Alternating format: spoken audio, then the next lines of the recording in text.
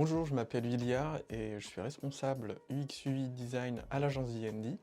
Et aujourd'hui, on va parler du no-code. Durant ces dernières années, vous avez sûrement vu passer dans vos feeds LinkedIn la mention no-code, le mot no-code. Aujourd'hui, on va s'intéresser à ce sujet et ce qu'on va voir, c'est qu'est-ce que c'est le no-code, à qui ça s'adresse et potentiellement à quoi ça sert, pourquoi c'est intéressant d'en parler aujourd'hui. Après quelques heures de recherche, je me suis rendu compte qu'il n'y avait pas forcément une définition qui était reprise par tout le monde, une définition exacte. Et donc je vais vous communiquer une définition que j'ai trouvée dans un reportage sur YouTube, sur la chaîne We Love Dev. Donc dans ce documentaire, il y a beaucoup de personnes qui sont interviewées sur ce qu'est le no-code, à quoi il sert, comment on l'utilise. Et une personne définit le no-code de cette façon-là. Le no-code, c'est un ensemble d'outils et de techniques permettant de développer des solutions numériques, applications mobiles, sites, outils internes ou automatisation, sans écrire manuellement du code, et ce via une interface visuelle, via du visual programming. C'est quoi la différence entre low-code, no-code? Est-ce qu'il y a une relation entre ces deux termes? Eh bien en fait, ils sont liés. Le low-code, en fait, c'est la strate un peu plus technique si on part du no-code, où en fait, les interfaces qu'on va utiliser, les outils qu'on va utiliser vont nous permettre de faciliter le développement d'un outil, mais ça va nécessiter quand même de savoir un petit peu coder, d'écrire certaines lignes de code pour pousser du coup le développement de notre site, de notre appli, etc. Les outils un peu précurseurs et qui ont fait en sorte de développer l'intérêt autour du no-code, eh bien ce sont des outils comme Wix, comme Squarespace, ou bien dernièrement comme Shopify, si on revient au e-commerce, qui vont nous permettre de lancer un site, de créer son propre site, soit corporate, mais aussi son site e-commerce, très facilement et très rapidement, sans avoir forcément de connaissances techniques.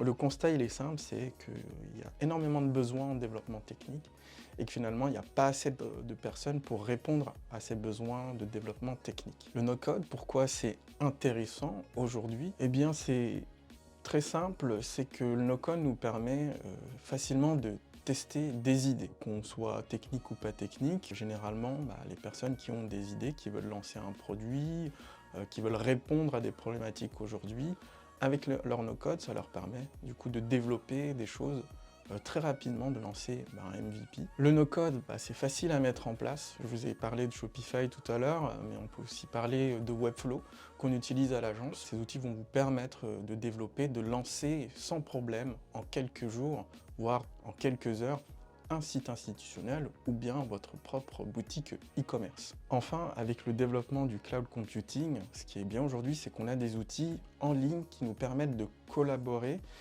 et de créer, de développer, de concevoir des choses en direct, en live, avec plusieurs personnes, ce qui va nous permettre d'être de plus en plus efficace, de gagner du temps sur le développement de notre produit, de notre site ou de notre application.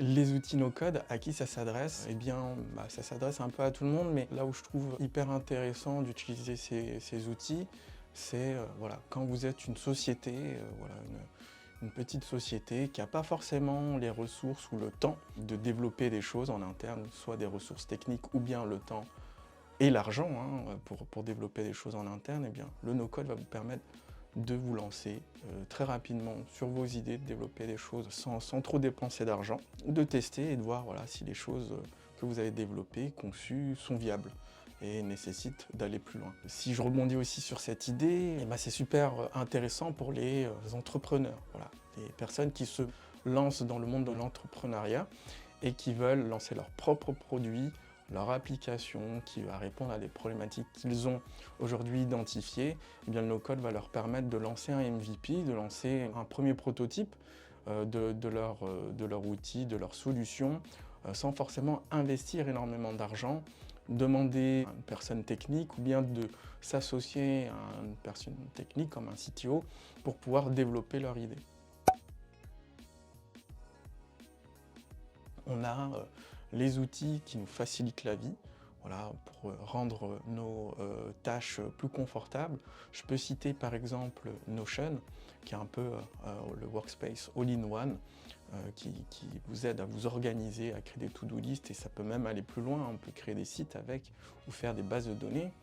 On peut aussi citer un outil que tout le monde connaît aujourd'hui, qui est Slack, la messagerie instantanée. La deuxième catégorie, eh bien, ce sont les outils qui vont nous permettre de créer des sites, des applis, etc.